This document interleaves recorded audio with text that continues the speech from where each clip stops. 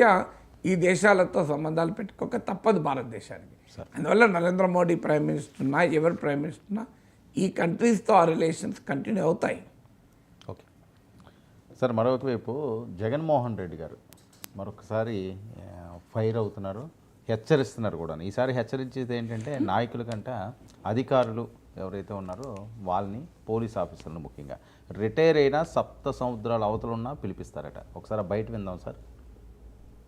నేను ఇవాళ ఒకటే చెప్తా ఉన్నా, ప్రతి పోలీసు వ్యక్తికి కూడా చెప్తా ఉన్నా, మీ టోపీ మీద ఉన్న 3 సింహాలకు కనిపించే ఆ సింహాలకు సెల్యూట్ కొట్టడం మొదలుపెట్టండి. తెలుగుదేశం పార్టీ నాయకులకు సెల్యూట్ కొట్టడం మొదలుపెట్టి, వీళ్ళు చెప్పినట్టుగా చేయడం మొదలుపెట్టి, అన్యాయాలు చేయడం మొదలు పెడితే మాత్రం ఎల్లకాలం తెలుగుదేశం పార్టీ ప్రభుత్వమే ఉండదు అని చెప్పి ఇవాళ ప్రతి అధికారికి కూడా నేను తెలియజేస్తా ఉన్నా. రేపొద్దున మళ్ళీ మా అధికారం వస్తుంది.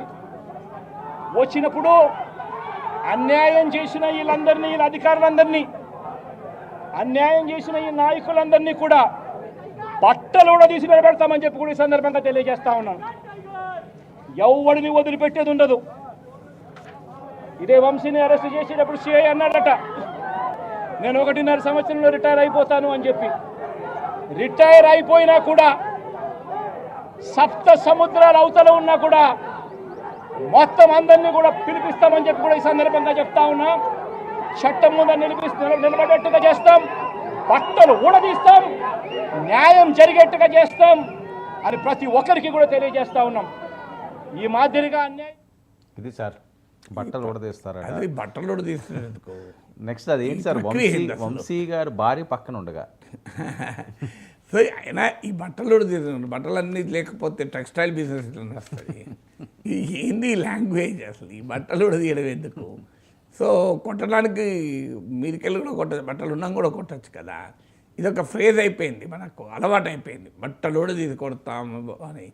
సో బట్ నా పాయింట్ ఏంటంటే, జగన్మోహన్ రెడ్డి ప్రభుత్వంలో కూడా కొంతమంది పోలీసు అధికారులు ఇలాగే చేశారు. అప్పుడు రెడ్ బుక్ చూపెట్టి నా లోకేష్ ఇలాగే మాట్లాడాడు. మీరు గమనించండి, ఇవి టెక్స్ట్ తీసుకోండి, వాళ్ళు జగన్ వాయిస్ లోకేష్ వాయిస్ కాకుండా ఇద్దరు మాట టెక్స్ట్ తీసుకోండి. అందులోకెళ్ళి తెలుగుదేశం వైసీపీ 2 పదాలు తీసేయండి, సేమ్ ఉంటుంది మీకు, ఏమీ తేడా ఉండదు. అలా టీడీపీ వైసీపీ ప్లేస్లో టీడీపీ వచ్చింది, టీడీపీ ప్లేస్లో వైసీపీ వచ్చింది. మీకు జగన్ మీరు కావాలంటే పాత బయటలు ప్లే చేయండి. లోకేష్ యువగలం అప్పుడు గుర్తుపెట్టుకోండి, తెలుగుదేశం అధికారంలోకి రాబోతోంది, ఈ రెడ్ బుక్లో రాసుకున్నాం, ఒక్కొక్కని అంతు చూస్తామని అన్నారా లేదా? సేమ్ లోకేష్ అన్నాడు, చంద్రబాబు నాయుడు అన్నాడు, ఇప్పుడు జగన్ అంటున్నాడు. తేడా ఏంటి? రియాలిటీ ఏంటి? రియాలిటీ ఒకటి, పోలీసు అధికారులకు కావచ్చు, ప్రభుత్వ అధికారులకు కావచ్చు, రాజకీయ నాయకత్వంలో భాగమైపోతున్నారు కొంతమంది. అట్లీస్ట్ కొంతమంది they are working as a loyal party workers. అంటే ప్రజాస్వామ్యంలో పర్మనెంట్ ఎగ్జిక్యూటివ్, పొలిటికల్ ఎగ్జిక్యూటివ్ 2 వేరు. పర్మనెంట్ ఎగ్జిక్యూటివ్ ఎప్పుడు ఎవరున్నా వాళ్ళే, ఎస్పీ ఇస్ ఎస్పీ, నీకు కలెక్టర్ కలెక్టర్. మీరు ఏ ఐఏఎస్ ఐపీఎస్ అధికారులు జగన్తో పనిచేశారో వాళ్ళే చంద్రబాబుతో పనిచేస్తారు. కానీ అన్ఫార్చునేట్లీ ఒక సెక్షన్ ఏమవుతుంది అంటే, they are increasingly getting closer to politicians. కారణం, పొలిటీషియన్ల ప్రయోజనాలు నెరవేర్చి తమ ప్రయోజనాలు కూడా నెరవేర్చుకుంటున్నారు, తమ ఆస్తులు పెంచుకుంటున్నారు, తమ అక్రమ సంపాదన పెంచుకుంటున్నారు. దీనివల్ల కూడా నాయకులు ఎట్లా తయారయ్యారు? వాళ్ళు అధికారంలో ఉన్న సమయంలో వాళ్ళు చెప్పింది చేస్తే వాళ్లకు ప్రమోషన్లు ఇస్తున్నారు, మంచి పోస్టింగ్లు ఇస్తున్నారు. ఎవరైనా హానెస్ట్గా పనిచేసే వాళ్ళు ఉంటే వాళ్ళకు పోస్టింగ్లు ఉండవు. వాళ్ళు డీజీపీ ఆఫీస్లో చక్కర్లు కొట్టాలి, వాళ్ళు పొలిటికల్ డిపార్ట్మెంట్లో జీఏడీలో చక్కర్లు కొట్టాలి, వాళ్ళ పోస్టింగ్ కూడా ఇవ్వకుండా వాళ్ళు సతాయిస్తారు. సో ఈ ట్రెండ్ నాయకుల వైపు నుంచి ఉంది. అందుకే మీకు ఈ మధ్య రేవంత్ రెడ్డి చెప్పాడు చూడండి, తెలంగాణ సీఎం, మేము ఒక తప్పు చేయడం వాళ్ళు 3 తప్పులు చేయమంటారు, ఎందుకు సార్ మళ్ళీ చేస్తారు, ఒకటేసారి ఎంత పని అయిపోతుంది కదా అని. సో అందువల్ల బ్యూరోక్రసీలో ఒక సెక్షన్ తమ న్యూట్రాలిటీని వదిలేసి, తమ కాన్స్టిట్యూషనల్ లాయల్టీని వదిలేసి పొలిటికల్ పార్టిజాన్షిప్ని ఎత్తుకుంటున్నారు వారు. అందుకే చూడండి, అనేక రీజన్స్ ఉండొచ్చు. ఆస్తులు సంపాదించడానికి, రాజకీయ నాయకులతో కలిసి అక్రమాలు చేయడానికి.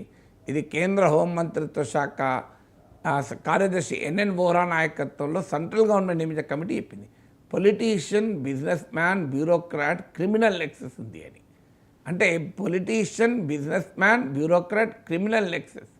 ఈ నెక్సెస్ వాళ్ళ లాభాల కొరకే కావచ్చు. అందులో కొంతమంది రిటైర్ అయ్యాక రాజకీయ నాయకులు అయిపోతున్నారు, వాలంటరీ రిటైర్మెంట్ తీసుకొని రాజకీయ నాయకులు అయిపోతున్నారు. అంటే పోలీస్ అధికారులు, ఉన్నతాధికారులు రాజకీయ నాయకులు కాకూడదని నేను అనడం లేదు.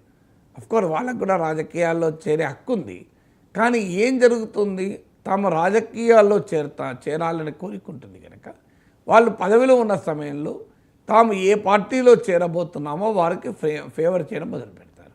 ఎందుకంటే రేపు మనం వీఆర్ఎస్ తీసుకోనో లేదా రిటైర్ అయ్యో రాజకీయాలకు వస్తే మరి వాళ్ళే కదా మాకు పదవులు ఇచ్చేది. అందువల్ల పొలిటికల్ లాయల్టీ చూపుతుంటారు. దాంతో రాజకీయ నాయకులు రెచ్చిపోతున్నారు. ఎందుకంటే జగన్ కూడా తెలుసు ఇట్లా తన ప్రయోజనాల కొరకు అడుగులు మడుగులెత్తున అధికారులు ఉన్నారని ఆయన తెలియదా. అందువల్ల ఆయన బెదిరించగలుగుతున్నాడు. ఈ మొదటి క్యారెక్టర్ రీజన్ ఇది. రెండవది అర్థం కావాల్సింది, అధికారులు ఎవరు, వాళ్ళు they simply execute the orders of the government. దానికి వాళ్ళ మీద పడితే ఎట్లా, మీరు ఎవరైనా పడితే గిడితే మీరు రాజకీయ ప్రత్యర్థులతో ఫైట్ చేయండి. ఇప్పుడు జగన్ ఫైట్ చంద్రబాబు నాయుడుతో ఉండాలి తప్ప వంశీని అరెస్ట్ చేసిన సిఐతో ఏం ఫైట్ ఇది. సిఐతో ఫైట్ ఏది. జగన్మోహన్ రెడ్డి అధికారంలో ఉన్న సమయంలో కూడా ఇదే జరిగింది పొరపాటు. ఓ రంగనాయకమ్మతో ఫైటు, ఓ డాక్టర్ పేరేంటి డాక్టర్ను కరోనా టైంలో చాలా డాక్టర్ సుధాకర్తో ఫైటు. అసలు ఫైట్ చేయాల్సింది చంద్రబాబు నాయుడుతో, అది వదిలేసి అందరితో ఫైటు. రఘురామకృష్ణతో ఫైటు, రఘురామకృష్ణతో ఫైట్ ఎందుకు, ఆయన ఏదో మీ పార్టీ నుంచి వెళ్ళిపోయింది విమర్శించుకుంటున్నాడు. విమర్శించుకొని వదిలేయచ్చు కదా, లేదు సస్పెండ్ చేసి వదిలేయచ్చు. సస్పెండ్ చేసినా ఆయన మెంబర్షిప్ కంటిన్యూ అయితే సస్పెండ్ చేయలేదు, ఆయన డిస్క్వాలిఫై కాలేదు. రోజు ఆయన ప్రతి టీవీ ఛానల్లో కూర్చొని ఇక జగన్ తిడితే వదిలేదు, ఇగ్నోర్ చేయొచ్చు కదా, చేయలే. ఆయన మీదకి అధికారులను పంపడు. సో ఆయన మళ్ళీ కేసు పెట్టడు. ఎంత బీభత్సం జరిగింది. ఇప్పుడు ఆఖరికి ఆయన వచ్చి సభాపతి చైర్లో కూర్చున్నాడు, రావాలి జగన్, కావాలి జగన్ అని పాడబడుతున్నాడు. ఇదంతా కొని తెచ్చుకున్నాడు కదా. You can simply ignore. So you have to know whom should you fight with, ఎవరితో ఫైట్ చేయాలి అని. సో కేసీఆర్తో ఫైట్ చేయాల్సిన వాళ్ళు, రేవంత్ రెడ్డితో ఫైట్ చేయాల్సిన వాళ్ళు నాగేశ్వర్తో ఫైట్ చేస్తే ఎట్లుంటుంది. నాగేశ్వర్ ఏదో టీవీలో విశ్లేషిస్తాడు, ఓ యూట్యూబ్లో మాట్లాడుతాడు, ఏం గొప్పలు ముడుతానే కావాలంటే కౌంటర్ చేయి. నాగేశ్వర్ అట్లా మాట్లాడి తప్పని చెప్పు. కానీ నాగేశ్వర్ బెదలేనుడు, నాగేశ్వర్ తెలియను తిట్టింది అనుకోండి, ఏమైనా ప్రయోజనం వస్తుందా? జీరో. సో తమ ప్రత్యర్థుల్ని కరెక్ట్గా ఐడెంటిఫై చేసుకోవాలి. ఇప్పుడు జగన్మోహన్ రెడ్డి ప్రత్యర్థులు చంద్రబాబు నాయుడు, లోకేష్, వీళ్ళు పవన్ కళ్యాణ్ ప్రత్యర్థులు. వీళ్ళు వదిలేసి సిఐలు, ఎస్ఐలు, కానిస్టేబుల్, హెడ్ కానిస్టేబుల్ మీద పడితే వస్తుంది. వాళ్ళు మామూలు ఉద్యోగులు. మీరు పవర్లో ఉన్నప్పుడు మీరు చెలాయించారు, వాళ్ళు పవర్లో ఉన్నప్పుడు వాళ్ళు చెలాయిస్తున్నారు. మీరు పవర్లో ఉన్నప్పుడు కొంతమంది మీకు వత్తాసు పలికారు, ఆయన వాళ్ళ పవర్లో ఉన్న వాళ్ళకు కొంతమంది వత్తాసు పలుకుతున్నారు. వాళ్ళని దిగజార్చింది మీరే. కొంతమంది అధికారులకు ఈ రకమైన పొలిటికల్ లాయల్టీకి కారణమైంది రాజకీయ నాయకులే. అందువల్ల అధికారుల మీద పడితే లాభం లేదు. మీరు you identify your political rival. నేను చంద్రబాబు నాయుడు ప్రభుత్వం చెప్పకపోతే, లోకేష్ చెప్పకపోతే అధికారులు జగన్ వైసీపీ నేతల మీద పడతారా? అందువల్ల అది పొలిటికల్ డిసిషన్. అందువల్ల గతంలో తమను ఇబ్బంది పెట్టిన వాళ్ళను, తమపై దాడులు చేసిన వాళ్ళను వారి సంగతి తెలుస్తామన్నది టీడీపీ పొలిటికల్ డిసిషన్. అదే కదా రెడ్ బుక్ అంటే. సో ఆ రెడ్ బుక్ ఈయన బ్లూ బుక్ ఓపెన్ చేసేందుకు, ఈయన కాన్స్టిట్యూషన్ బుక్ ఓపెన్ చేసి ప్రజా సమస్యల పైన తన అక్కసంతా వ్యక్తం చేస్తే, మీరు సూపర్ 6 కనుక అమలు చేయకపోతే మిమ్మల్ని వెంబడిస్తాం, వేటాడుతాం, మీ సంగతి తేలుస్తాం, రైతు భరోసా అమలు చేయకపోతే, మీరు అమ్మఒడి తల్లికి వందన అమలు చేయకపోతే మేము ఊరుకోము, మీరు నిరుద్యోగ వృత్తి అమలు చేయకపోతే ఊరుకోము, మీరు ఉచిత బస్సు రవాణా హామీ ఇచ్చారు అమలు చేయకపోతే ఊరుకోము, ప్రతి మహిళ అకౌంట్లో డబ్బులు వేస్తామన్నారు వేయకపోతే ఊరుకోము, మీరు సంవత్సరానికి 20 లక్షల ఉద్యోగాలు సృష్టిస్తామన్నారు సృష్టించకపోతే ఊరుకోము, మీరు విశాఖ ఉక్కును కాపాడుతామన్నారు కాపాడకపోతే ఊరుకోము, మీరు ప్రత్యేక హోదా తెస్తామన్నారు తేకపోతే ఊరుకో. ఇది అడగాలి కదా. ఇది వదిలేసి మా వంశీతో అన్న సిఐ సంగతి తెలుస్తా. సో ఒక మాజీ ముఖ్యమంత్రి సిఐ గురించి ఎందుకయ్యా ఫైట్? ఏదో అన్నాడు, దాని వంశీ కూడా అవసరం లేదు, వంశీ అనుచరులు చర్చించుకుంటారు. మాజీ ముఖ్యమంత్రి స్థాయిలో ఫైట్ పికప్ చేసుకోవాల్సిన సిఐతో కాదు, సర్కిల్ ఇన్స్పెక్టర్తో ఫైట్ అయిందండి సీఎంకు. పోనీ ఓ డీజీపీని అన్నాడు, ఓ చీఫ్ సెక్రటరీ అన్నాడని అర్థం ఉంటుంది. సిఐ గురించి ఎందుకు చర్చ? సో అందువల్ల so that you should know whom you are fighting with. Mahabharata చదవండి ఒకసారి. మహాభారతం చివరన పాండవులను తీసుకొని శ్రీకృష్ణుడు వెళ్తాడు ధర్మరాజు దగ్గరికి, జలమడుగులో దాక్కొని ఉంటాడు. తన క్లోజ్ ఫ్రెండ్ కర్ణుడు కూడా పోయాక ఇక డిప్రెషన్లోకి వెళ్ళిపోతాడు దుర్యోధను కూడా. సో డిప్రెషన్లోకి వెళ్ళిపోయి జలమడుగులో ఉంటే కృష్ణుడు అంటాడు, బయటికి రా, బయటికి వచ్చి ఈ 5గురిలో నువ్వు ఎవరినైనా ఎంచుకో అంటాడు. నిజంగా కనుక దుర్యోధనుడు ధర్మరాజునో నకులున్నో సహదేవునో అర్జునుని ఎంచుకుంటే డామిడ్ మహాభారత కథ అడ్డం తిరిగి ఉండేది. కానీ దుర్యోధనుడు భీముని ఎంచుకున్నాడు. నాకు సమౌజ్యుడు భీముడే కనుక. కానీ that is the style of fighting.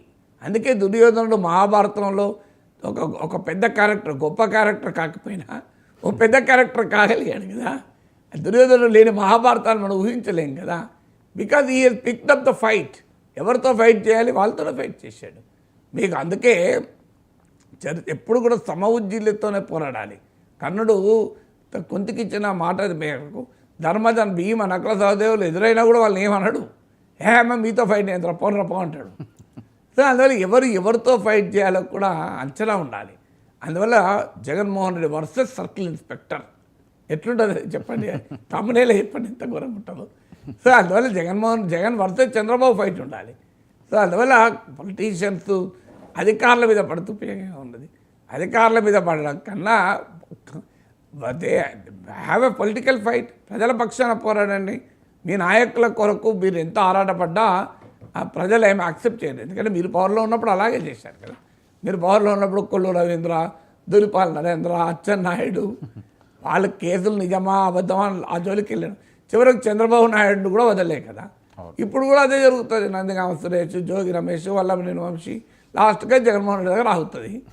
So ఇది కూడా జరిగేది అదే. ఇప్పుడు ప్రక్రియ సేమ్ కదా, అప్పుడైనా ఇప్పుడైనా సేమ్ ప్రక్రియ. సో ఇందులో కొత్త ప్రక్రియ ఉన్నది. సో అందువల్ల మీరు అధికారంలో ఉన్నప్పుడు అదే చేశారు, వాళ్ళ అధికారం ఉన్నప్పుడు అదే చేస్తున్నారు. ఆంధ్రప్రదేశ్కు వేరేది ఏమున్నది? ఆంధ్రప్రదేశ్లో వ్యవసాయం ఎలా అభివృద్ధి చేయాలి, పరిశ్రమలు ఎలా అభివృద్ధి చేయాలి, 974 కిలోమీటర్ల తీర ప్రాంతాన్ని ఎలా అభివృద్ధి చేయాలి, ఆంధ్రప్రదేశ్లో ఉపాధి ఎలా, ఇది ఎందుకు ఆంధ్రప్రదేశ్కు అచ్చెన్నాయుడు, వల్లభనేని వంశీ, కొడాలి నాని, అంబటి రాంబాబు, పేర్ని నాని, కొల్లు రవీంద్ర, దులిపాల నరేంద్ర, వీళ్ళు అధికారులు వాళ్ళు అరెస్ట్ చేయడం, వాళ్ళ అధికారులు వీళ్ళు అరెస్ట్ చేయడం, ఈ గోళ ఆంధ్రప్రదేశ్లోకి వేరేది ఏముంటుంది చెప్పండి. ఆంధ్రప్రదేశ్లో ప్రజల జీవితాలు, సంపద వాటిని సృష్టించడము, వాటిని అభివృద్ధి చేయడం ఇది ఎక్కడిది? సో అందువల్ల అందుకే అట్లున్నది ఆంధ్రప్రదేశ్ పరిస్థితి. ఆంధ్రప్రదేశ్